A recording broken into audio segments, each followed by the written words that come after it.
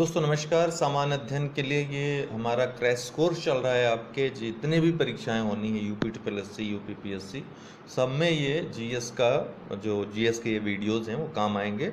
इसके पहले मैं आपको बता देना चाहता हूँ, आप बृहद कोर्स अगर संपूर्ण कोर्स करना चाहते हैं, किसी भी एग्ज़ाम की तैयारी आप कर रहे हैं तो अनअकैडमी लर्निंग ऐप पे आपके लिए उपलब्ध है। आप सब्सक्रिप्शन वहाँ पे ले सकते हैं। 1 महीने से लेकर 24 महीने तक का सब्सक्रिप्शन है। फ़ायदा ये होगा कि इसमें आपको एक विषय ही कई टीचर से पढ़ने का मौका मिलेगा। पहली बात। दूसरी बात है कि आप रेफरल कोड यूज़ करते हैं मेरा UD10, ये UD10 रेफरल कोड है, तो आपको 10% फीस में डिस्काउंट मिल जाता है। फीस वैसे ही बहुत कम रखी है अनअकैडमी ने, पूरे 2 वर्ष की 9100 फीस है मात्र। और आपको एजुकेटर्स मिलते हैं अच्छे, जो सिलेबस की संपूर्ण तैयारी A to Z तैयारी करवाते हैं आपको। और आप वहाँ पर चूज़ कर सकते हैं, विकल्प आपके पास बहुत मौजूद हैं, तो आप अवश्य ये लाभ लें। और कोई अन्य जानकारी इससे संबंधित लेनी हो तो हमारे जो नंबर है, व्हाट्सएप नंबर 9453775039 पे संपर्क करके पूछ सकते हैं। बहुत बहुत धन्यवाद। चलिए शुरू करते हैं। जो पहले उत्तर देगा मैं उसका नाम पढ़ूंगा, ठीक है, जैसा कि होता आया है।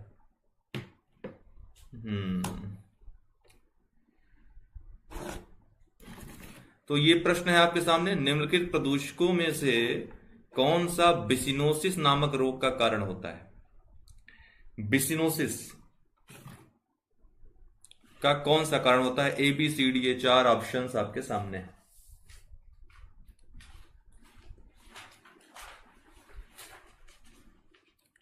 किसी ने उत्तर दिया क्या? गलत उत्तर है। अनुराग जी, गलत उत्तर आपने दिया है। सही उत्तर देखते कौन देता है।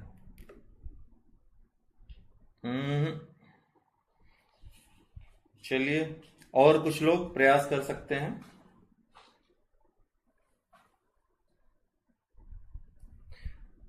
ओके, ललित जी आपने अब सही उत्तर दिया है।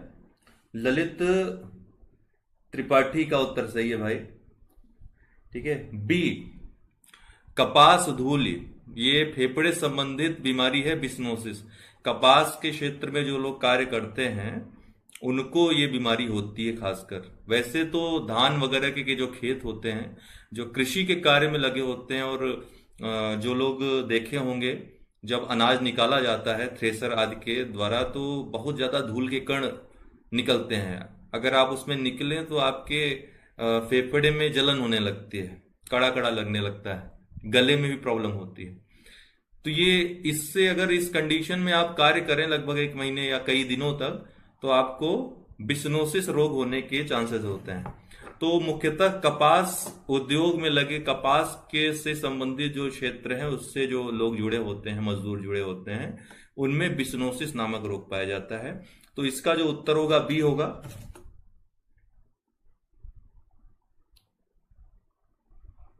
ठीक है, महाराष्ट्र के किसानों संबंधित है, एकदम सही कह रहे हैं। वहां पे ज्यादा कार्य होता है, गुजरात, महाराष्ट्र, इन सब जगहों पर ज्यादा शिकायत रहती है। ओके,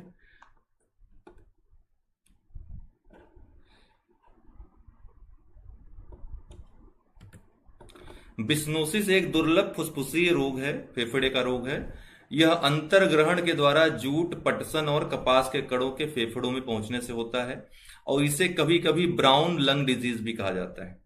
यह व्यावसायिक अस्थमा का एक रूप है। संयुक्त राज्य अमेरिका में बिस्नोसिस विशेषतः अपरिष्कृत कपास संबंधी कार्यों में संलग्न व्यक्तियों से होता है। प्रसंस्करण के प्रथम चरण के दौरान कपास की गांठों को खोलने वाले व्यक्तियों को इस रोग से ग्रसित होने का खतरा सबसे ज्यादा होता है। बिस्नोसिस रोग एक अन्य प्रकार से भी होता है, जैसे मैंने बताया, जिसे ग्रेन वर्कर्स लंग कहा जाता है। यह रोग खाद्यान्न फसलों से संबंधित क्रियाकलापों में संलग्न व्यक्तियों को भी हो सकता है। बिस्नोसिस के बारे में और जानेंगे तो बिस्नोसिस से पीड़ित रोगियों को सामान्यतः खांसी और सीने में जकड़न जैसी समस्याएं उत्पन्न होती हैं। कुछ लोगों में अवकाश के पश्चात पुनः कार्य आरंभ करने पर धूल के संपर्क में आने की स्थिति में मंडे फीवर हो जाता है। इस रोग से संबंधित, तो मंडे फीवर इसी से संबंधित है। इस रोग से संबंधित लक्षणों में सप्ताह भर के दौरान सुधार हो जाता है तथा लोगों का इस रोग को उत्पन्न करने वाली गतिविधियों से संपर्क समाप्त हो जाने की स्थिति में, अर्थात उन गतिविधियों से अगर आप अलग हो जाएं तो ये अपने आप भी सही हो सकता है। हालांकि निरंतर संपर्क की स्थिति में स्थायी क्षति और सांस लेने में कठिनाई हो सकती है और फेफड़े संबंधी गंभीर रोग भी इससे हो सकते हैं। अगला प्रश्न है बायो माइनिंग क्या है। ये 4 ऑप्शन है। बायो माइनिंग, बायो माइनिंग क्या है? ऑप्शन मैं पढ़ूंगा नहीं क्योंकि ऑप्शन पढ़ने में काफी कंफ्यूजन हो जाती है आपको। तो ऑप्शन आपके सामने है, 5 सेकंड का समय है और आप बताइए कि बायो माइनिंग है क्या।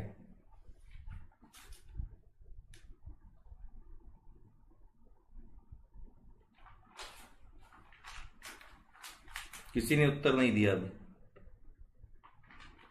जी बिल्कुल, व्हाइट चेस्ट कैंसर के रूप में भी इसको जाना जाता है। चंद्रशेखर जी एकदम सही बता रहे हैं। इस प्रश्न का उत्तर अभी तक नहीं मिला है।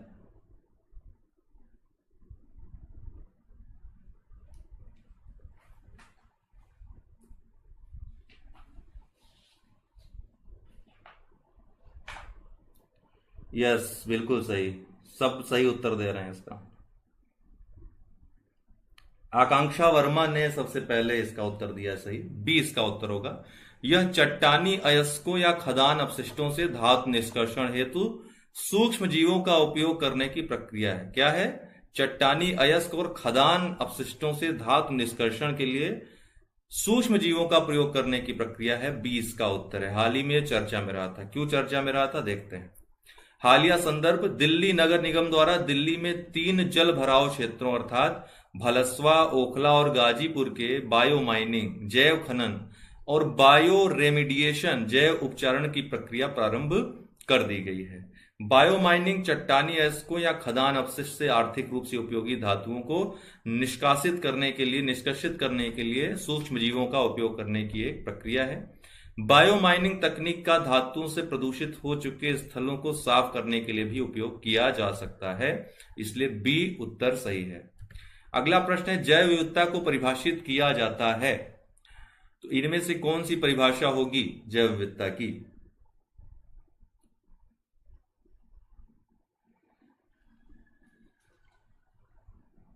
कृपया अपने उत्तर दें। जैव विविधता को परिभाषित किया जाता है,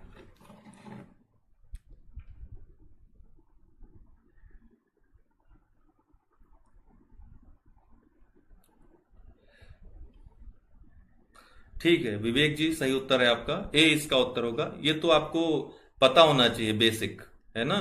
किसी पर्यावरण में विभिन्न प्रजातियों की श्रेणी, ठीक है, जितनी ज्यादा प्रजातियों की संख्या रहेगी अलग अलग, उतना ज्यादा जैव विविधता रहेगी। ये जो सी वाला दिया है इसमें काफी लोग कंफ्यूज हैं, कुछ लोगों ने उत्तर भी दिया है सी, वो गलत है। एक प्रजाति से दूसरी प्रजाति से विभिन्नता जो है ये जैव विविधता नहीं होती। किसी एक पारिस्थितिकी तंत्र में जितने ज्यादा प्रकार के प्रजातियां पाई जाएंगी वही उसी को जैव विविधता कहेंगे, या प्रजाति विविधता भी इसको कहते हैं।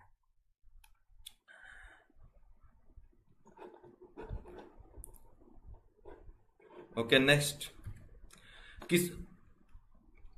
इसके बारे में पढ़ेंगे। किसी पर्यावरण में विभिन्न प्रजातियों की श्रेणियों को जैव विविधता के रूप में जाना जाता है। पर्यावरण में जातियां कई समुदायों में संगठित रहती हैं एवं ये समुदाय एक पारितंत्र में पाए जाते हैं। इसके आधार पर जैव विविधता का मापन किया जाता है। महत्वपूर्ण बात है कि जैव विविधता अल्फा, बीटा और गामा नामक श्रेणियों में विभाजित की जाती है। अल्फा विविधता, बीटा विविधता और गामा विविधता। और यह विभाजन किसने किया था? तो 1972 में विटेकर महोदय ने यह विभाजन किया था।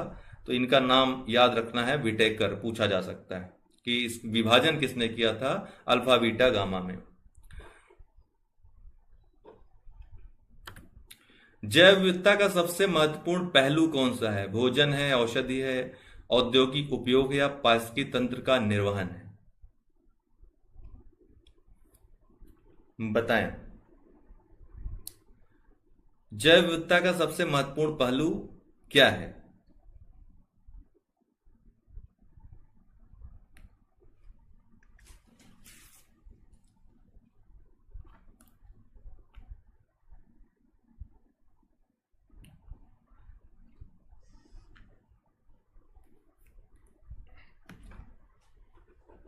दरअसल मेरा मोबाइल जो है डिस्कनेक्ट हो गया, इसमें नेट समाप्त हो गया, तो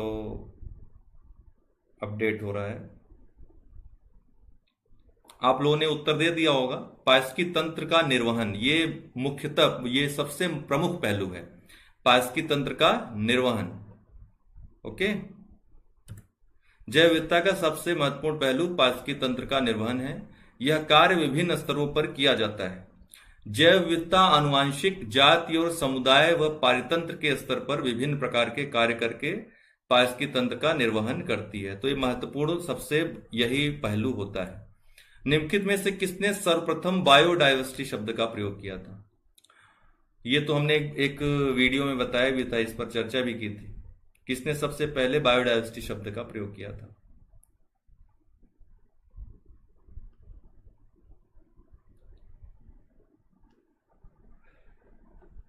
तो वाल्टर जी रोजन ने। देखिए, मोबाइल ऑफ होने के कारण जो है मैं आपकी कमेंट्स नहीं पढ़ पा रहा हूं, माफ करिएगा इसके लिए। तो वाल्टर जी रोजन, इन्होंने सबसे पहले बायोडायवर्सिटी शब्द का प्रयोग किया था। आइए देख लेते हैं। प्रारंभ में जैव विविधता शब्द को अंग्रेजी शब्द बायोलॉजिकल डाइवर्सिटी के रूप में प्रथम सबसे पहले रेमंड एफ दासमैन ने वर्ष 1968 में अपनी पुस्तक a different kind of country में दिया था। किसने? रेमंड एफ दासमैन ने। लेकिन इन्होंने बायोडाइवर्सिटी शब्द का प्रयोग नहीं किया था, इन्होंने बायोलॉजिकल डाइवर्सिटी शब्द का प्रयोग किया था। लेकिन बाद में जैव विविधता को अंग्रेजी शब्द बायोलॉजिकल डाइवर्सिटी से परिवर्तित कर बायोडाइवर्सिटी के रूप में सबसे पहले किसने प्रयोग किया? जी रोजन ने। तो इसीलिए ये उत्तर सही होगा, जी रोजन। हिमालय पर्वत प्रदेश जात विविधता की या प्रजाति विविधता की दृष्टि से सबसे ज्यादा समृद्ध है। इस समृद्ध के लिए निम्नलिखित में से कौन सा कारण सबसे ज्यादा उपयुक्त है? यहां अधिक वर्षा होती है, जो प्रचुर वनस्पति वृद्धि को बढ़ावा देती है। यह विभिन्न जीव भौगोलिक क्षेत्रों का संगम है। इस क्षेत्र में विदेशज तथा अति आक्रामक जातियां प्रवेश नहीं कराई गई हैं, या फिर यहां मनुष्यों का कम हस्तक्षेप है। तो आप लोग अपने उत्तर दे दें। यहां अधिक वर्षा होती है, जो प्रचुर वनस्पति वृद्धि को बढ़ावा देती है। यह विभिन्न जीव भौगोलिक क्षेत्रों का संगम है। सी है, इस क्षेत्र में विदेशज तथा अति आक्रामक जातियां प्रवेश नहीं कराई गई हैं। और डी है, यहां मनुष्यों का कम हस्तक्षेप है। तो इसका जो है बी ऑप्शन सही होगा, विभिन्न जीव भौगोलिक क्षेत्रों का संगम है। आप हिमालय में विभिन्न ऊंचाइयों पे विभिन्न जीव भौगोलिक क्षेत्र पाए जाते हैं, आपको पता है, हमने चर्चा भी की है इसकी। विभिन्न ऊंचाइयों पे विभिन्न भौगोलिक क्षेत्र पाए जाते हैं। जितनी ज्यादा ऊंचाई बढ़ते जाएंगे उतना ही कम जो है जैव विविधता पाई जाती है उस पर। ठीक है, क्योंकि ऊपर जाने पर जो स्थितियां हैं पर्यावरणीय वो काफी जटिल होती जाती हैं। जैसे आप जो है 0 डिग्री अक्षांश से जब ध्रुवों की तरफ बढ़ते हैं, जो स्थिति होती है, जिस तरह से भौगोलिक क्षेत्र पाए जाते हैं, वही हिमालय पर्वत पे भी लगभग ऐसा ही पाया जाता है। विभिन्न ऊंचाइयों पे विभिन्न जैव भौगोलिक क्षेत्र। तो यहां पर इस तरह का संगम है, इसीलिए जैव विविधता भी ज्यादा पाई जाती है। हर तरह के जैव भौगोलिक क्षेत्र में रहने वाले जीव पाए जाते हैं। तो सबसे ज्यादा जैव विविधता इसीलिए पाई जाती है। जैव विविधता की दृष्टि से इसीलिए अत्यंत समृद्ध है। और भारत के जो 4 हॉट स्पॉट्स हैं उनमें से एक पूर्वी हिमालय भी आता है। भारत में 4 हॉट स्पॉट्स हैं जैव विविधता के। पूर्वी हिमालय, आपका पश्चिमी घाट, भारत म्यांमार और सुंडालैंड, ये 4 आते हैं। हिमालय पर्वत प्रदेश जैव विविधता की दृष्टि से अत्यंत समृद्ध है। इसका प्रमुख कारण यहाँ विभिन्न जीव भौगोलिक क्षेत्रों का सम्मिलन होना है। निम्नलिखित कथनों पर विचार करें। उच्चतर अक्षांशों की तुलना में निम्नतर अक्षांशों में जैव विविधता सामान्यतः अधिक होती है। पर्वतीय प्रवणताओं में उच्चतर उन्नतांशों की तुलना में निम्नतर उन्नतांशों में जैव विविधता सामान्यतः अधिक होती है। देखिए, अभी हमने जो इसके पिछले प्रश्न में चर्चा की, ठीक वही प्रश्न है, दूसरे प्रकार से पूछा गया है। ठीक है, आईएएस में पूछा हुआ प्रश्न है। इसका आप जवाब दे लें तब मैं आपको जवाब देता हूं। 5 सेकंड आपको देता हूं, आप अपना जवाब दे लें तो मैं जवाब देता हूं। ध्यान से पढ़ेंगे तो आसानी से उत्तर आ जाएगा। देखिए, दोनों ही सही है। ठीक है, इसमें दोनों कथन सही है। उच्चतर अक्षांशों की तुलना में निम्नतर अक्षांशों में जैव विविधता सामान्यतः अधिक होती है। ठीक है, निम्नतर अक्षांश मतलब कि आपका जो है उष्णकटिबंधीय क्षेत्र, उष्णकटिबंधीय वर्षा वनों में वर्षा अधिक होती है, यहाँ पे पर्यावरणीय दृष्टि से ज्यादा जैव विविधता के लिए अच्छी दशाएं हैं। तुलनात्मक रूप से जैसे ऊपर आप बढ़ते जाएंगे ध्रुवीय क्षेत्रों में पर्यावरणीय दृष्टि से जटिलता बढ़ती जाएगी, उसी तरह जैव विविधता भी कम होती जाएगी। तो पहला सही है। दूसरा, पर्वतीय प्रवणता मतलब ग्रेडियंट्स, जो झुकाव होता है या ऊंचाई कह सकते हैं इसको, जो उच्चतर उन्नतांश होते हैं उनकी तुलना में निम्नतर उन्नतांशों में जैव विविधता सामान्यतः अधिक होती है। यही हमने पिछले वाले प्रश्न में देखा। तो दोनों ही सही है, सी इसका उत्तर होगा, 1 और 2 दोनों। उच्चतर अक्षांशों की तुलना में निम्नतर अक्षांशों में जैव विविधता सामान्यतः अधिक होती है। उष्णकटिबंधीय क्षेत्र जहां की जैव विविधता सर्वाधिक है निम्न अक्षांशों में ही स्थित है, 0 से 10 डिग्री अक्षांश में लगभग पाए जाते हैं। पर्वतीय क्षेत्रों में उच्चतर उन्नतांशों चोटियों की तुलना में निम्नतर उन्नतांशों में जैव विविधता सामान्यतः अधिक होती है। अगला प्रश्न है, जैव विविधता हॉटस्पॉट केवल उष्णकटिबंधीय प्रदेशों में स्थित है। हमने आपको कई बार कहा है कि जब आप ऐसे प्रश्न टैकल करें जहां पर केवल दिया हो तो आपको वो उस बात के बारे में, उस कॉन्सेप्ट के बारे में एकदम क्लियर रहना चाहिए। अगर क्लियर नहीं है तो आप गलत हो सकते हैं वहां पे। ऐसा 80% केस में देखा गया है कि जहां पर केवल शब्द यूज होता है वो स्टेटमेंट गलत होता है, लेकिन 20% का सही होना ये खतरे की घंटी होता है कि आप केवल को हमेशा गलत नहीं मान सकते हैं। तो जैव विविधता हॉटस्पॉट केवल उष्णकटिबंधीय प्रदेशों में स्थित है, यह बिल्कुल सही नहीं है, यह बिल्कुल गलत है। उष्णकटिबंधीय प्रदेशों में ही नहीं स्थित है, जैव विविधता हॉटस्पॉट कई जो शीतोष्णकटिबंधीय क्षेत्र हैं वहां भी पाए गए हैं। भारत में 4 जैव विविधता हॉटस्पॉट हैं, अर्थात पूर्वी हिमालय, पश्चिमी घाट, अंडमान निकोबार द्वीप। तो क्या ये सही है? ये भी गलत है। ठीक है, भारत में 4 तो हैं लेकिन ये पश्चिमी हिमालय नहीं आता है। ठीक है, पश्चिमी हिमालय सम्मिलित नहीं है इसमें। और अंडमान निकोबार द्वीप समूह ये सुंडालैंड का ही जो चौथा है उसका भाग है, तो ये तो सही है, लेकिन पश्चिमी हिमालय गलत है। तो जैव विविधता के भारत में 4 हॉटस्पॉट हैं, पूर्वी हिमालय, पश्चिमी घाट, भारत म्यांमार और सुंडालैंड, ये 4 हैं, जबकि पश्चिमी हिमालय नहीं आता है। तो जैव विविधता हॉटस्पॉट ये दोनों ही गलत होंगे, 1 और 2, न तो 1 न तो 2, डी इसका उत्तर होगा। जैव विविधता हॉटस्पॉट केवल उष्णकटिबंधीय प्रदेशों में ही नहीं बल्कि उच्च अक्षांशीय प्रदेशों में भी पाए जाते हैं जहां पे ऐसी स्थितियां विद्यमान हो। भारत में 4 जैव विविधता हॉटस्पॉट स्थल हैं। ये हॉटस्पॉट हैं पूर्वी हिमालय, पश्चिमी घाट, म्यांमार भारत सीमा और सुंडालैंड। अंडमान निकोबार द्वीप समूह जो है म्यांमार भारत सीमा तथा सुंडालैंड का ही एक भाग है, इसलिए ये तो सही हो सकता है, लेकिन पश्चिमी घाट बिल्कुल गलत है। पश्चिमी हिमालय वो हॉटस्पॉट में नहीं आता है। जैव विविधता के नाश का कारण है, जैव विविधता के नाश का क्या कारण है? अब यहां पर मैं 2 प्रश्न इसी ढंग के करूंगा। कल भी हमने चर्चा की थी, जो रैपिड टेस्ट था, फैक्चुअल जो प्रश्न हमने कल हल किए थे 75, एक बार फिर देख लीजिएगा, वहीं से ज्यादा प्रश्न आपके आते हैं। जैव विविधता के नाश का क्या कारण है? जीवों के प्राकृतिक आवास में कमी, पर्यावरण प्रदूषण, वनों का नाश, ये सभी जैव विविधता के नाश के कारण है। लेकिन अगला प्रश्न, जैव विविधता के ह्रास का मुख्य कारण कौन सा है? तो यहां भी सभी कारण हैं, लेकिन यहां मुख्य कारण पूछ लिया है। तो मुख्य कारण क्या हो जाएगा? प्राकृतिक आवासीय विनाश सबसे ज्यादा महत्वपूर्ण कारण है। आज एक्चुअली दिन में लाइट कट गई ना, इसकी वजह से न तो मोबाइल चार्ज हो पाया और न ही लैपटॉप महोदय चार्ज हो पाया। तो जैव विविधता के ह्रास का जो सबसे मुख्य कारण है प्राकृतिक आवासीय विनाश, डी इसका उत्तर होगा। सबसे मुख्य कारण पूछ रहा है तो 2 तरह से प्रश्न पूछेगा, एक मुख्य कारण पूछेगा, एक कारण पूछेगा। कारण में तो सभी आ जाएंगे, बहुत सारे कारण हैं जैव विविधता के नाश के, लेकिन सबसे मुख्य कारण क्या है? आवासीय विनाश। ठीक है, जो आवासीय विनाश है इससे सबसे ज्यादा जैव विविधता में ह्रास हुआ है।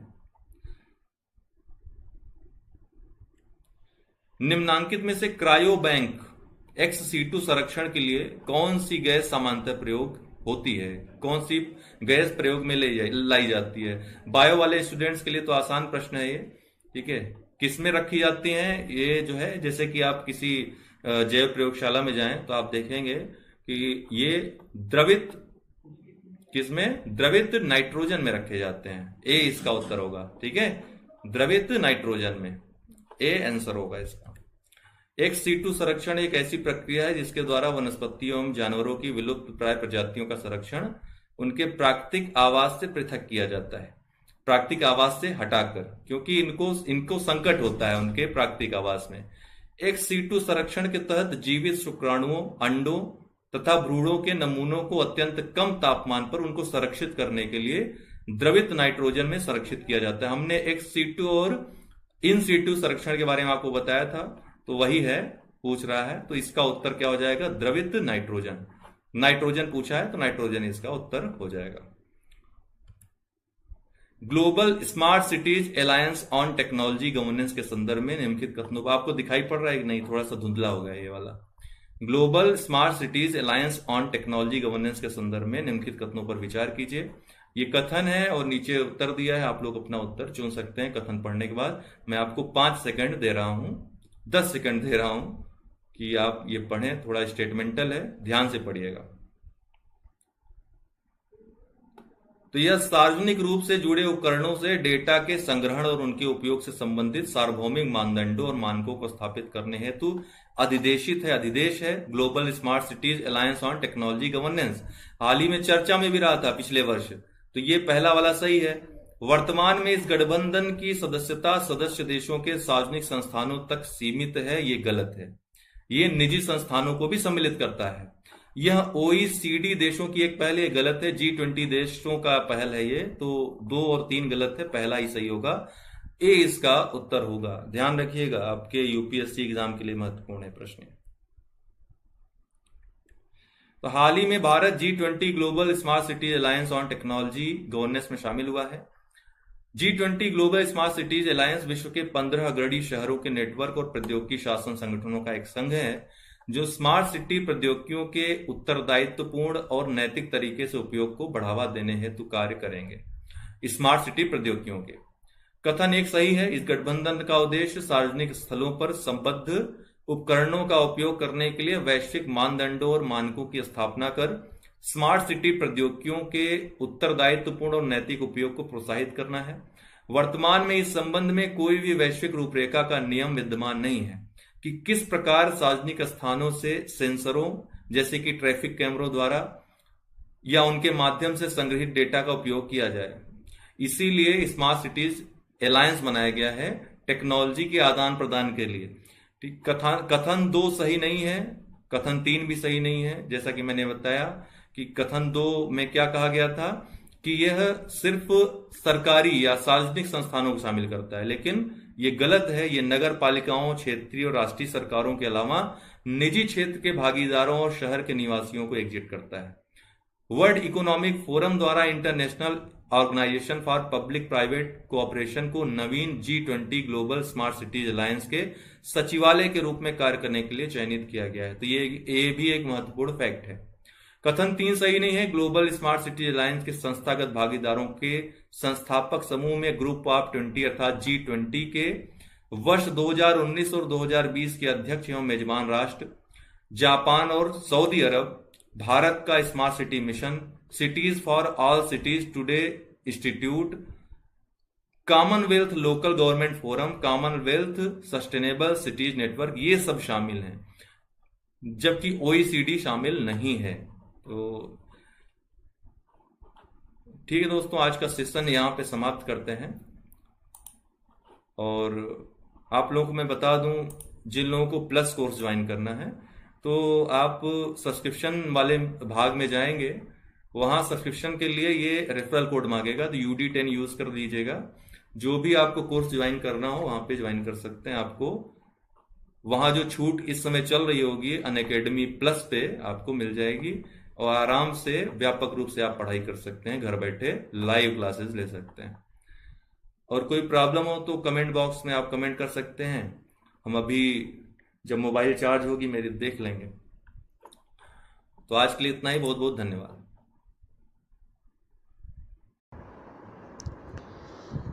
दोस्तों नमस्कार, मैं उत्कर्ष द्विवेदी स्वागत करता हूं आपका लेट्स क्रैक यूपी एग्ज़ाम्स में। सामान्य अध्ययन के इस डेली 8 बजे के कोर्स में हम विज्ञान प्रौद्योगिकी का MCQ देख रहे थे। तो आज उसका 7वां भाग है और हमारा प्रयास है कि MCQ के माध्यम से और कॉन्सेप्चुअल वीडियोस के माध्यम से एक संपूर्ण आपको कोर्स प्रदान किया जाए इस 8 बजे के कोर्स में। और दूसरी बात है कि जो सुबह वाला वीडियो है करंट अफेयर्स और अन्य जानकारियों के लिए अच्छा है ही, वो आप देख ही रहे हैं। विज्ञान प्रौद्योगिकी का यह भाग जो है विज्ञान और प्रौद्योगिकी के प्रश्नों को समाहित करते हुए उनके कॉन्सेप्ट जो कि परीक्षाओं के लिए महत्वपूर्ण हैं वो बताते हुए चलेगा और आपकी जानकारी में अभिवृद्धि करेगा, ताकि आपकी परीक्षा में किसी भी प्रकार का प्रश्न पूछा जाए आप उसको हल करने में सक्षम हो सके। अब लेट्स क्रैक यूपी एग्ज़ाम्स को आप अवश्य सब्सक्राइब कर लें, क्योंकि यूपी एग्ज़ाम से जुड़ी सारी परीक्षाएं, सभी कोर्सेज एक ही प्लेटफॉर्म पे आपको मौजूद मिलेंगे। और इससे अच्छा क्या चाहिए अब आपको दोस्तों। बहुत जल्द स्टूडियो भी आ जाएगा, लाइव क्लासेस भी चलने रहेंगी। अभी लॉकडाउन की वजह से इक्विपमेंट्स नहीं है हमारे पास, इसलिए रिकॉर्डेड वीडियो ही मैं आपको दे रहा हूँ। कोई अगर कन्फ्यूज़न हो, डाउट्स हो क्वेश्चंस के दौरान तो आप अवश्य पूछिए, नेक्स्ट वीडियो में उसको क्लियर किया जाएगा। अब यहाँ पर प्रश्न है निम्नलिखित कथनों पर विचार। कथन कारण है और 4 ऑप्शन आपको दिए हैं। इस तरह के सवाल बहुत आते हैं, तो गंभीर चिंतन और गंभीर आपको अगर कॉन्सेप्ट की सही जानकारी है तभी ये प्रश्न आप सॉल्व करिए, क्योंकि अक्सर आपका गलत हो जाता है अगर आप कॉन्सेप्ट नहीं सही से पकड़े हैं। तो यहाँ पे दिया है कि 800 डिग्री सेल्सियस से ऊंचे ताप पूर्ण विकिरण उत्तापमापी से मापे जाते हैं। दूसरा है कि 800 डिग्री सेल्सियस से कम की वस्तुएं ऊष्मीय विकिरण उत्सर्जित नहीं करती हैं। तो ये कथन दिया है, ये कारण दिया है। आपको मैं बता दूं कि ऊष्मा का जो संचरण होता है उसके 3 तरीके होते हैं: चालन, संवहन और तीसरा है विकिरण। ये चालन विधि क्या होती है दोस्तों? जैसे उदाहरण के द्वारा मैं बताना चाहता हूँ, किसी लोहे को आप, कोई लोहे की छड़ है, उसको आप किनारे पर गर्म करें, किसी भी चीज़ से जलाएं उसको, तो कुछ देर में क्या होता है कि छड़ का जो अंतिम सिरा है जहाँ पर आप पकड़े रहते हो उसको, वो भी गर्म हो जाता है। ऐसा चालन के कारण होता है। इसमें क्या होता है कि यहाँ पे जो स्थित अणु होता है वो गर्म होता है, वो अपने बगल वाले अणु को गर्म कर देता है, फिर वो बगल वाला अणु इस अणु को गर्म कर देगा। ये गर्मी पहुँचते पहुँचते पहुँचते यहाँ पहुँच जाती है। इसको चालन विधि, चल करके पहुँचना। और संवहन मतलब बह करके पहुँचना। संवहन मतलब इस तरह से समझेंगे तो ज़्यादा सरलता समझ में आएगा। संवहन मतलब बह करके, जैसे एक बर्तन में आप पानी उबाल रहे हो, यहाँ पर हीटर है, ठीक है, उसको गर्म कर रहे हैं, ये बर्तन गर्म हो रहा है और इसके अंदर जो जल है ये गर्म होकर इसमें गतिज ऊर्जा में इसकी वृद्धि हो रही है और ये बह करके कई धाराएं बना दे रहा है और ऊपर की धाराओं को गर्म करता चला जा रहा है। इसको क्या कहेंगे? संवहन, करंट्स या संवहन के द्वारा ऊष्मा का उत्सर्जन। तो कुछ देर में क्या होगा कि जल की सतह से शुरू होकर के पूरा जल जो है गर्म हो जाएगा। इसको हम संवहन विधि कहते हैं। भूगोल में जब आप पढ़ते हैं तो एक अभिवहन विधि हो जाता है। संवहन मतलब जो ऊर्ध्वाधर दिशा में संचलन होता है ऊष्मा का, उसको संवहन कहेंगे, और जो क्षैतिज दिशा में संवहन होगा, अर्थात इस तरफ से इस तरफ जो करंट बहेगी, उसको क्या कहेंगे? अभिवहन कहेंगे। हालांकि वो भूगोल का टॉपिक है, हमने बताया भी आपको इसके बारे में। और ये तीसरी जो विधि है ऊष्मा के संचरण की, वो है विकिरण। विकिरण में किसी माध्यम की आवश्यकता नहीं होती है। जैसे आपने देखा 2 माध्यम की आवश्यकता थी यहाँ पे, लेकिन विकिरण में किसी माध्यम की आवश्यकता नहीं होती। जैसे सूर्य है, वो विकिरण द्वारा, ये निर्वात से भी इसकी जो है ऊष्मा संचरित होती है। तो बहुत ज़्यादा जो ऊष्मा वाले स्रोत होते हैं, जैसे 800 डिग्री सेल्सियस से ऊंचे ताप स्रोत जो होते हैं, वो विकिरण उत्सर्जित करते हैं। वो विकिरण के माध्यम से ऊष्मा का संचरण वहाँ से होता है, इसीलिए उनको पूर्ण विकिरण उत्तापापी से मापा जाता है। तो इसका कारण भी सही है, कथन भी सही है, और कारण कथन की उचित व्याख्या करता है। इसका उत्तर हो जाएगा ए। अब यहाँ पर प्रश्न है, निम्नलिखित वैज्ञानिकों में नोबेल पुरस्कार विजेता नहीं हैं। तो हरगोविंद खुराना तो हैं ही, इनको मिला हुआ है 1968 ईस्वी में चिकित्सा के क्षेत्र में इनको नोबेल मिल चुका है। एस चंद्रशेखर सीमा जिन्होंने बताई थी, तो इनको 1983 ईस्वी में भौतिकी के क्षेत्र में मिल चुका है। फिर अमर्त्य सेन, देखिए अमर्त्य सेन ये वैज्ञानिक नहीं है, ये अर्थशास्त्री हैं, लेकिन अर्थशास्त्र में सामाजिक विज्ञान में आ जाता है। तो अगर ऐसा प्रश्न आए और कन्फ्यूजन वाला कोई प्रश्न ऑप्शन न रहे, जैसे यहाँ पर किसी अन्य वैज्ञानिक का नाम दे दिया जाता जिनको पुरस्कार मिला हुआ है, तो आप यहाँ पर अमर्त्य सेन को लगा देते, आपका ये दावा हो जाता है कि अमर्त्य सेन वैज्ञानिक नहीं अर्थशास्त्री हैं। लेकिन यहाँ पर आपको पता है कि इनको तो मिला ही नहीं है नोबेल, तो इसका जो अप्रोप्रिएट आंसर हो जाएगा जगदीश चंद्र बसु हो जाएगा। भले ही ये वैज्ञानिक थे, अमर्त्य सेन अर्थशास्त्री हैं, लेकिन अमर्त्य सेन जो है सामाजिक विज्ञानी तो हैं ही, तो एक प्रकार के वैज्ञानिक ये भी कहे जाएंगे। तो जगदीश चंद्र बसु इनको ही नहीं मिला है, बाकी सबको मिला हुआ है। अब यहाँ पर दिया है शीतकाल में पेंडुलम घड़ी की गति पर प्रभाव पड़ता है।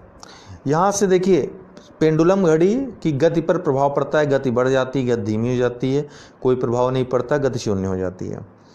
एक बात मैं आपको बता दूं कि अपने ऊपर ही लागू करिए कि ठंडी और गर्मी के प्रति आपका क्या आचरण होता है। गर्मी में आप ज़्यादा फैलने की सोचते हैं, ज़्यादा जो है विस्तार करने की सोचते हैं बॉडी, और ठंडी में आपको सिकुड़न होती है। यही बात धातु के साथ है, ठीक है। यहाँ पर क्या होता है कि ठंडी में वस्तुएं सिकुड़ती हैं, लंबाई इनकी छोटी होती है, छोटी हो जाती है, और गर्मी में इनकी लंबाई बढ़ जाती है विस्तारण के कारण।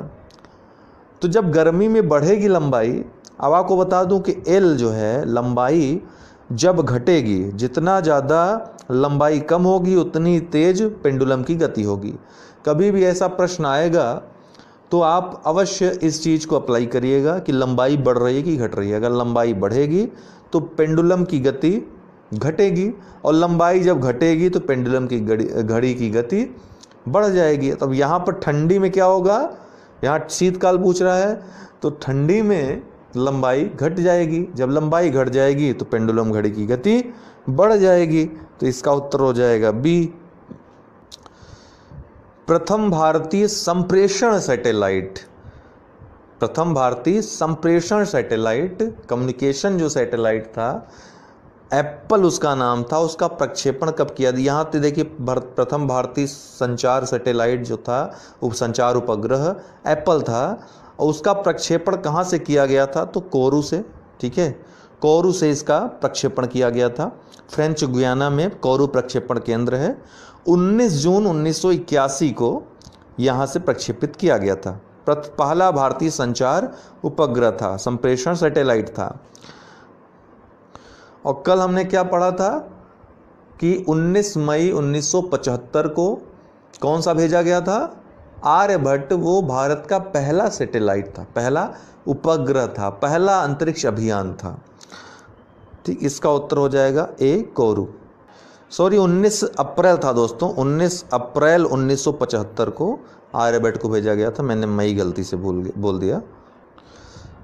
अगला प्रश्न है, बहुत बढ़िया प्रश्न है। नाभिकीय संलयन रिएक्टरों के विषय में निम्नलिखित कथनों पर विचार कीजिए। देखिए, दो प्रकार की नाभिकीय अभिक्रिया होती है, नाभिकीय संलयन और नाभिकीय विखंडन। नाभिकीय संलयन जो अभिक्रिया है, जैसे कि हाइड्रोजन बम है, या फिर सूर्य का से जो सूर्य और तारे हैं, ये सभी हाइड्रोजन के संलयन से उत्पन्न होते हैं। दो नाभिकों के जुड़ने से, संलयन मतलब जुड़ना, दो नाभिक जब जुड़ करके एक भारी नाभिक बनाते हैं, दो हल्के नाभिक जुड़ करके और स्थायी नाभिक का निर्माण करते हैं, तो उसको क्या कहेंगे? नाभिकीय संलयन की प्रक्रिया कहेंगे। वही नाभिकीय विखंडन में क्या होगा कि एक नाभिक जब विघटित होगा दो हल्के नाभिकों में, तो उसको क्या कहेंगे? नाभिकीय विखंडन की प्रक्रिया कहेंगे। नाभिकीय विखंडन में नाभिकीय संलयन की अपेक्षा कम ऊर्जा उत्पन्न होती है। अर्थात परमाणु बम जो होता है वो हाइड्रोजन बम से कमज़ोर होता है। हाइड्रोजन बम इसलिए खतरनाक होता है क्योंकि हाइड्रोजन बम के कारण अर्थात संलयन अभिक्रिया के लिए पहले विखंडन अभिक्रिया होना आवश्यक है, क्योंकि इसके लिए बहुत ज़्यादा ऊर्जा चाहिए, ये अभिक्रिया होने के लिए बहुत ज़्यादा मात्रा में, और वो ऊर्जा परमाणु विखंडन, नाभिकीय विखंडन के द्वारा ही उत्पन्न की जा सकती है। इसीलिए हाइड्रोजन बम बनाने के लिए या नाभिकीय संलयन कराने के लिए सबसे पहले नाभिकीय विखंडन कराना पड़ेगा, तभी ऊर्जा उत्पन्न होगी उस मात्रा में कि नाभिकीय संलयन हो सके। तो ये जो है इसका जो अब देख लेते हैं कि कौन कौन से कथन हैं। वे भारी नाभिकों के विखंडन के सिद्धांत पर कार्य करते हैं, गलत है, ये संलयन पर, ठीक है, हल्के नाभिकों के संलयन पर आधारित हैं। दूसरा है साधारणतया इनकी टोकमाक डिजाइन होती है। एक डिजाइन है जिसका नाम टोकमाक है। इसके बारे में जब विस्तार से पढ़ेंगे परमाणु बम के बारे में तब वहाँ पर देखेंगे डिजाइनों के बारे में। ये लेकिन जो नाभिकीय संलयन रिएक्टर हैं टोकमाक डिजाइन पर ये आधारित होते हैं। वे बहुत अधिक तापक्रम पर कार्य नहीं करते हैं, ये भी गलत है। तो पहला और तीसरा गलत है, दूसरा सही है। पूछ रहा है सही कथन कौन सा है, तो केवल 2, 20 का उत्तर हो जाएगा। अगला प्रश्न है निम्नलिखित युग्मों में से कौन सा युग्म सुमेलित ही नहीं है। तो लैक्टोमीटर ये दूध का घनत्व तो बिल्कुल सही है। हाइग्रोमीटर हवा में आर्द्रता, ये भी बिल्कुल सही है। एमीटर जो है ये विद्युत चुम्बकीय तरंगों की आवृत्ति, गलत है, ये विद्युत धारा का मापक है एमीटर। विद्युत चुम्बकीय तरंगों का जो मात्रक है वो है ओंडोमीटर। कौन? ओंडोमीटर। और स्प्रिंग तुला का मात्रक, स्प्रिंग तुला जो है भार का मापन करता है, ये बिल्कुल सही है। तो ये एमीटर वाला ही सी ऑप्शन गलत है, आपका उत्तर यही होगा। क्लोनिक संबंधित है, जो क्लोन बनाया जाता है वो किससे संबंधित है? तो नए जीवधारियों के विकास से, बिल्कुल गलत। फसल उत्पादन से, कलम लगाने से, जैविक प्रतिरूपण से संबंधित है, डी इसका उत्तर है। क्लोन का विकास एकल जनक कोशिका से किया जाता है, जो अपने जनक का जहाँ से वो उत्पन्न किया जाता है पूर्ण रूप से समरूप होता है। जबकि अगर नए जीवधारियों की विकास की बात करें तो यह अपने माता पिता अर्थात जो जनक है दोनों के मिश्रित गुणों का प्रतिनिधित्व करता है। तो क्लोनिंग जैविक प्रतिरूपण संबंधित है। क्लोनिंग की कल्पना जो आई थी सबसे पहले कि किसी विशिष्ट प्रजाति जो विलुप्त होने के कगार पे हो उसको बचाया जा सके, इस माध्यम से ये विचार मन में आया था, तब क्लोनिंग की शुरुआत हुई थी। इस पर जो रिसर्च शुरू हुए थे, लेकिन इसका दुरुपयोग न है, इस कारण से इसको प्रतिबंधित कर दिया गया है एक प्रकार से। ठीक, कुछ ही विशिष्ट क्षेत्रों में जैसे कि पशु आदि में इसका प्रयोग, इसके प्रयोग की अनुमति है, लेकिन वो भी सीमित, उसके लिए भी अनुमति बकायदा लेनी पड़ती है। तो जैविक प्रतिरूपण से संबंधित है। शेविंग करने के लिए या दाढ़ी बनाने के लिए किस तरह के दर्पण का प्रयोग किया जाता है? कई बार प्रश्न आया है। अवतल दर्पण का प्रयोग किया जाता है इसके लिए, ठीक है। जिस गोली जो अवतल दर्पण होता है क्या है, जिसका जो तल जो है, जो परावर्तक तल है अर्थात प्रकाश जिस पे पड़ता है तल पे, वो धंसा हुआ रहता है, ये ठीक है ना, इसको क्या कहेंगे? अवतल कहेंगे, या अपसारी दर्पण कहते हैं। और जो उठा हुआ भाग रहता है इसको क्या कहेंगे? उत्तल कहेंगे, ठीक। अवतल, उत्तल, इन दोनों में अंतर आप जानते ही होंगे, अभी तक तो ये बहुत छोटी क्लास की चीज़ें हैं। इसका प्रयोग, जो अवतल दर्पण का प्रयोग होता है वो शेविंग करने, आँख, नाक और कान के जो डॉक्टर प्रयोग करते हैं, जैसे डॉक्टर आप कभी दांत दिखाने जाइए तो वहाँ पर जो दर्पण प्रयोग होता है वो यही होता है, अवतल दर्पण होता है। और सोलर कुकर जो है उसमें भी अवतल दर्पण का ही प्रयोग किया जाता है, 20 का उत्तर है। थायराइड हार्मोन के कार्य हैं, जो थायराइड से निकलता है ग्रंथ से, थायराइड हार्मोन, उसके कार्य क्या हैं? मेटाबॉलिज्म नियंत्रक, सही है। जल संतुलन का नियंत्रण, ये भी सही है। शरीर की सामान्य वृद्धि, विशेषतः हड्डी, बाल इत्यादि के विकास के लिए अनिवार्य, सभी ही सही है, डी इसका उत्तर होगा। ये जो है, अगर ये इस हार्मोन की कमी हो जाए दोस्तों, तो बच्चों में जड़ वामनता मिक्सिडीमा जो जवानी में होता है, मिक्सिडीमा रोग, घेंघा रोग जो होता है, ग्वाइटर, और हाइपोथायराइज्म, ये सभी जो है ये थायराइड हार्मोन की कमी से होते हैं। अगर थायराइड हार्मोन की अधिकता हो जाए तो भी रोग हो जाता है, जैसे टॉक्सिक ग्वाइटर, एक्सोप्थेल्मिक ग्वाइटर, ये सभी जो हैं ये हार्मोन की अधिकता से होने वाले रोग हैं। जबकि घेंघा रोग जो होता है वो थायराइड हार्मोन की कमी से होता है। कई बार ये प्रश्न पूछा जा चुका है। तो दोस्तों इस बात का आपको ध्यान रखना है कि प्रश्न पूछा क्या गया है।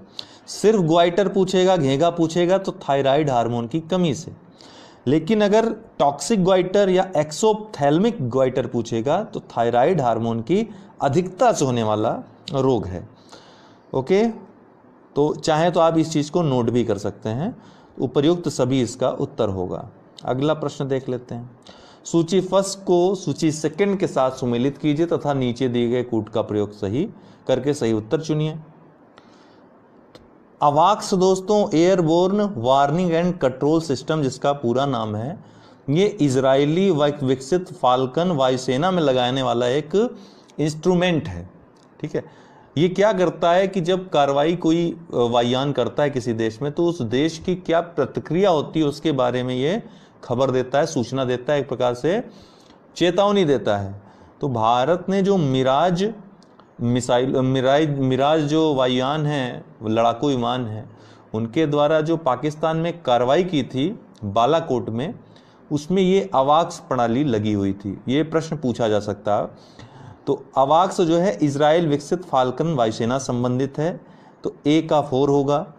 अरिहंत परमाणु पनडुब्बी है भारत की, 2 होगा बी का। ठीक है, 4-2। और नाग है एंटी टैंक प्रक्षेपास्त्र है, तो 1 होगा। और एटलस सेंटोर क्या है, ये अमेरिकी निम्न तापकीय रॉकेट है, 3 होगा। तो 4-2-1-3 इसका उत्तर हो जाएगा। तो 4-2-1-3, अच्छा इनमें कोई भी सही नहीं है, इसको सही कर लीजिए, 4-2-1-3। ठीक है, इसका उत्तर हो जाएगा 4-2-1-3, सी उत्तर होगा इसका। अच्छा, रोडेंटिसाइड बहुत फेमस भी है, ये एक प्रकार का कीट नियंत्रक रसायन है। इसका प्रयोग किस जानवर के नियंत्रण हेतु किया जाता है? तो रोडेंटिसाइड दोस्तों एक विशिष्ट प्रकार का रसायन है कीटों पर नियंत्रण रखने के लिए और चूहों को मारने के लिए। आजकल इसका प्रयोग और ज़्यादा बढ़ गया है रोडेंटिसाइड का, इस पर रिपोर्ट भी एक आई थी कि पर्यावरण को इससे क्या नुकसान हो सकता है। तो चूहों को मारने के लिए इस दवा का प्रयोग किया जा रहा है, ए इसका उत्तर है। अगला है सूची फर्स्ट को सूची सेकंड से मिलाना है कि कौन क्या है। तो फ्रेयान दोस्तों जो कि आपके रेफ्रिजरेटर में यूज होती है, प्रशीतक है, एक प्रकार की प्रशीतक गैस है। सल्फर डाइऑक्साइड अम्ल वर्षा का कारण होती है, नाइट्रिक ऑक्साइड या सल्फर डाइऑक्साइड दोनों। टेट्रा एथिल लेड ये एंटी नॉक एजेंट होता है। ठीक है, टेट्रा एथिल लेड तो एंटी नॉक एजेंट है, नॉकिंग को कम करने के लिए इसका प्रयोग किया जाता है, पेट्रोल आदि में मिलाया जाता है। मोनो पोटेशियम टार्टरेट ये बेकरी में इसका प्रयोग होता है। तो ABCD का 1 2 3 4 हो जाएगा, उत्तर बी हो जाएगा।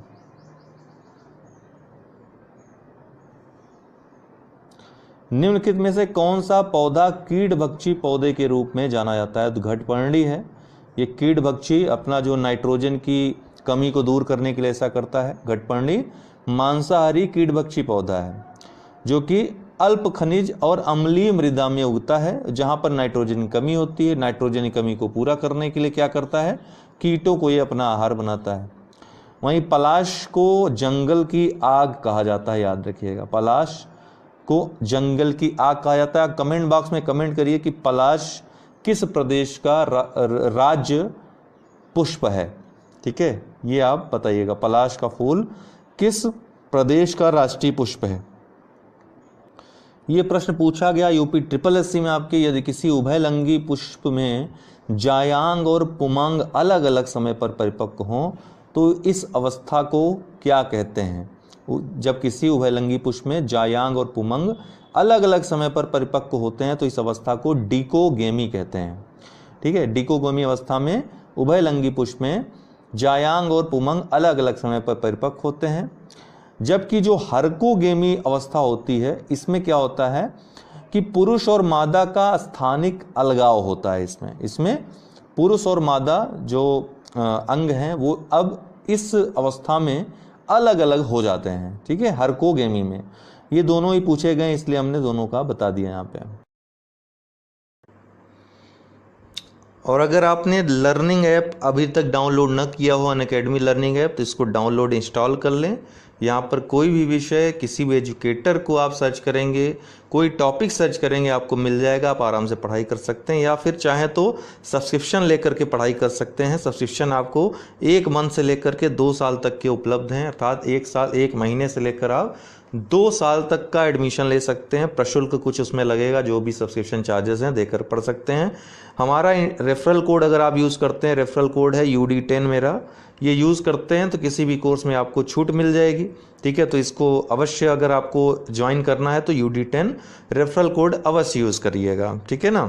तो 12 महीने का कोर्स में जैसे 7,000 रुपये आपका लग रहा है, तो 24 महीने कोर्स में उसी कोर्स में 9100 रुपये लगेंगे। तो आपका 2 वर्ष का जो फ़ी रहेगी वो कम पड़ रही है। तो आप चाहें तो 2 साल के लिए सब्सक्रिप्शन ले सकते हैं, पढ़ सकते हैं आराम से, तब तक आपका सिलेक्शन भी हो जाएगा कहीं ना कहीं। ठीक है, तो UD10 आप याद रखिएगा, रेफरल कोड। तो दोस्तों आज के लिए इतना ही, बहुत बहुत धन्यवाद। दोस्तों नमस्कार, स्वागत है आपका लेट्स क्रैक यूपी एग्ज़ाम्स में। और विज्ञान प्रौद्योगिकी की ये सीरीज चल रही है हम लोगों की, MCQ चल रही है। इसके बाद कॉन्सेप्चुअल जो चीज़ें हैं वो हम चलाएंगे। तो भूगोल इतिहास का हो ही चुका है, उसका प्लेलिस्ट में वीडियोस हैं, सारे देख लीजिए। ये डेली 8 PM करके है प्लेलिस्ट। ठीक है, डेली 8 PM। तो अभी कुछ लोगों को नहीं पता है कि ये सीरीज़ हमारी जारी है, इसलिए वो वीडियोस नहीं देख पा रहे हैं। तो थंबनेल में कुछ चेंजिंग चाहिए, तो वो मैं कर दूंगा, तो आप लोगों को पता चल जाएगा। इस प्लेटफॉर्म पे यूपी एग्ज़ाम से जुड़ी सारी चीज़ें आपको एक साथ मिलेंगी, इसीलिए इस प्लेटफॉर्म का उपयोग करिए अपनी सफलता के लिए। प्रश्न शुरू करेंगे। हाँ, सुबह वाला वीडियो आप देखना मत भूला करिए दोस्तों। लॉकडाउन के बाद परीक्षाओं जुड़ी खबरें तेज़ी से अब आएंगी करंट अफेयर्स के साथ, उसका भी आप उसकी भी जानकारी ले सकते हैं, परीक्षाओं जुड़ी भी। तो निम्नलिखित में से कौन सा एंजाइम ग्लूकोज को इथेनॉल में परिवर्तन करने के लिए प्रेरित करता है या परिवर्तित करता है? कौन सा एंजाइम ग्लूकोज को? तो जाइमेज एंजाइम है उसका नाम, याद रखिएगा। माल्टेज तो माल्टोज को ग्लूकोज में परिवर्तित करता है, वहीं जाइमेज जो है वो ग्लूकोज को इथेनॉल में परिवर्तित करता है। अभी आगे एक प्रश्न में और भी हम डिटेल में देखेंगे। फिलहाल इसका जो उत्तर होगा C। आपको जो डाउट रहा करे दोस्तों वो कमेंट बॉक्स पूछ लिया करिए। अभी रिकॉर्डेड वीडियोस आ रहे हैं, बाद में लाइव वीडियोस आएंगे तो उसमें दिक्कत नहीं होगी, आपके प्रश्नों का त्वरित उत्तर देने का प्रयास उससे किया जाएगा। मानव शरीर में स्थित पुच्छ निम्नलिखित में से किस संरचना से संलग्न होता है? जो अपेंडिक्स है वो किससे संबंधित होता है? देखिए, वृहद आंत और छोटी आंत जहाँ पे मिलते हैं वहीं पर आप देखेंगे कि वृहद आंत का जो एक भाग है वृहद आंत में, जिसको सीकम बोलते हैं, उस सीकम से ही ये जुड़ा होता है अपेंडिक्स। तो ये अवशेषी अंग एक प्रकार का होता है, इसका कोई कार्य होता नहीं है। इसको यदि निकाल भी लिया जाए तो कोई फर्क नहीं पड़ने वाला है आपको। तो अपेंडिक्स अक्सर इसमें जब सड़न उत्पन्न हो जाती है किसी कारणवश, तो अपेंडिक्स का ऑपरेशन लोगों का होता है। तो अपेंडिक्स एक रोग नहीं है, याद रखिएगा। अपेंडिक्स में जब सड़न उत्पन्न हो जाती है, ठीक है, तब उसको काट के निकाल लिया जाता है। ये एक प्रकार का अवशेषी अंग है। तो वृहद आंत का भाग होता है, वृहद आंत से जुड़ा होता है। D इसका उत्तर होगा। हृदय वाहिका तंत्र की, देखिए अब यहाँ पर एक लक्षण दिया है किसी रोग का। रोग के लक्षण तो आप जरूर पढ़ लें, तो रोग के लिए एक अलग वीडियो बनाना पड़ेगा। तो आप चाहते हैं तो हाँ कर दीजिए, तो रोग के लिए एक अलग वीडियो बना देते हैं। प्रत्येक रोग के लक्षण, उसके उपचार, क्या क्या खोजें हुई हैं, ठीक है, किस किस अंग को प्रभावित करता है, ये सब। तो हृदय वाहिका तंत्र की क्रियाविधि असंतुलित हो जाना तथा रोगी को नींद न आना, चिड़चिड़ापन हो जाना, ये किस रोग का प्रमुख लक्षण है? तो ये देखिए, एक एक करके देखेंगे आपको पता चले। लकवा क्या है? लकवा में अक्सर जो मस्तिष्क की जो नसें होती हैं उनमें रक्त स्राव का जो बहाव है वो या तो अवरुद्ध हो जाता है या जितनी मात्रा में मिलना चाहिए मस्तिष्क की क्रियाविधि चलने के लिए वो मिल नहीं पाता है। तो इससे क्या होता है, ये लकवा की स्थिति उत्पन्न हो जाती है। ठीक है, तो लकवा, पैरालिसिस। दूसरा है सीजोफ्रेनिया जिसको बोलते हैं। इसमें क्या होता है, ये भी मस्तिष्क का एक रोग है। इसमें क्या होगा कि अजीब अजीब हरकतें व्यक्ति करता है, वो काल्पनिक दुनिया में जीता है। आप अगर उसको देखेंगे तो आपको लगेगा ऐसा कि वो किसी को देख रहा है, किसी से बातें कर रहा है, लेकिन आपकी बातें वो नहीं समझ में आ रहा है, उसको आपकी बातें नहीं समझ पा रहा है वो, न तो आपके प्रति कोई प्रतिक्रिया दे रहा है, तो वो काल्पनिक दुनिया में जीने लगता है सिजोफ्रेनिया रोग में। अपस्मार या जिसको मिर्गी कहते हैं, ये भी मस्तिष्क का एक विकार है। ठीक है, मस्तिष्क में कई प्रकार के रोग हो जाते हैं तो ये मिर्गी टाइप की बीमारियां उत्पन्न होती हैं, अपस्मार। अगला है न्यूरोसिस का ही ये लक्षण है जो आपको दिख रहा है। इसमें हृदय वाहिका तंत्र की क्रियाविधि असंतुलित हो जाती है, रोगी को नींद नहीं आता है, चिड़चिड़ापन आ जाता है, तो इसको न्यूरोसिस कहते हैं। अगला, हृदय के रक्त का संचरण करने वाली धमनियां कहलाती हैं। तो हृदय के रक्त का संचरण मतलब हृदय का रक्त मतलब जो शुद्ध रक्त हृदय तक पहुंचाया जाता है उनको क्या कहेंगे, हृदय धमनियां कहेंगे।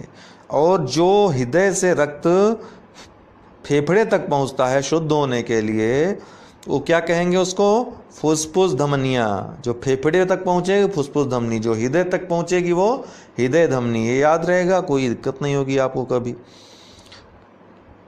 अस्थि एवं दांत निर्माण हेतु निम्नलिखित में से किसकी आवश्यकता होती है। अस्थि और दांत, ये तो बड़ा आसान प्रश्न है, आप आराम से कर लेंगे। कैल्शियम और फास्फोरस। कैल्शियम का एक और उपयोग है शरीर में प्रमुख, जो रक्त का थक्का जमता है उसमें कैल्शियम का महत्वपूर्ण योगदान होता है। डी इसका उत्तर है। ठीक है, एक और इसका मैं आपको उपयोग बता रहा था शरीर में। रेड रिबन एक्सप्रेस, ये एक अभियान है, आंदोलन प्रकार का है, चलता फिरता दृश्य साधन है। किसके लिए है, तो एड्स हेतु जागरूकता के लिए। रेड रिबन आप देखते ही होंगे। ठीक है, एड्स का जहाँ जहाँ आपने प्रचार देखा होगा, रेड रिबन देखा होगा। ठीक है, इस तरह का लोग पट्टियाँ बांधते हैं अपने बाजू में, कई बार आपने क्रिकेटरों को देखा होगा। तो आपसे ये प्रश्न है मेरा आज का, कमेंट बॉक्स में कमेंट करिए कि विश्व एड्स दिवस किस दिन मनाया जाता है। ये आपको कमेंट बॉक्स में कमेंट करना है कि विश्व एड्स दिवस ये किस दिन मनाया जाता है, किस तारीख को मनाया जाता है, आप कमेंट बॉक्स में अवश्य कमेंट करें। तो ये जो है रेड रिबन एक्सप्रेस एड्स हेतु जागरूकता के लिए चलता फिरता दृश्य साधन है। अगला है, एक गिलास पानी पीने से कितनी कैलोरी मिलती है। देखिए, पानी में कैलोरी होता नहीं, कितना हो आप पीजिए, एक गिलास नहीं, एक पूरी नदी सुखा दीजिए पी करके, उससे कैलोरी आपको हासिल नहीं होगी, शून्य जो है कैलोरी मिलेगी। दरअसल शुद्ध जल जो होता है वो एक उदासीन पेय पदार्थ है, उदासीन है, तरल है। उदासीन मतलब इसका पीएच मान जो है 7 होता है। आपको पता है 7 से कम अगर पीएच मान हो तो वो अम्लीय विलयन होता है या अम्लीय तरल होता है, और 7 से अगर अधिक पीएच मान हो तो वो क्षारीय तरल होता है, और 7 हो तो वो उदासीन होता है। तो जल एक उदासीन है, इसमें कैलोरी नहीं पाई जाती है। तो जब जल पूछेगा दोस्तों तो आप शुद्ध जल ही इसको मानकर चलेंगे। ठीक है, जब भी प्रश्न में जल पूछेगा तो शून्य इसका उत्तर होगा। अगला है, निम्नलिखित खनिजों पर विचार कीजिए। कैल्शियम, लोहा और सोडियम, इनमें से मानव शरीर में पेशियों के संकुचन, पेशी संकुचन के लिए किसकी या किनकी आवश्यकता होती है। बहुत बढ़िया प्रश्न है ये। तो तीनों की ही आवश्यकता होती है, याद रखिएगा। पेशियों के संकुचन के लिए कैल्शियम, लोहा, सोडियम, इन तीनों की आवश्यकता होती है। तो रक्त में कैल्शियम, सोडियम और आयरन या लोहा, इनका समुचित अनुपात हृदय की गति और अन्य मांसपेशियों को उत्तेजित करना, उनमें संकुचन की क्रिया संपन्न करने हेतु आवश्यक है। इनकी एक निश्चित अनुपात में मात्रा आवश्यक होती है। तो डी इसका उत्तर है। अगला है, गाय का दूध पीले सफ़ेद रंग का होता है।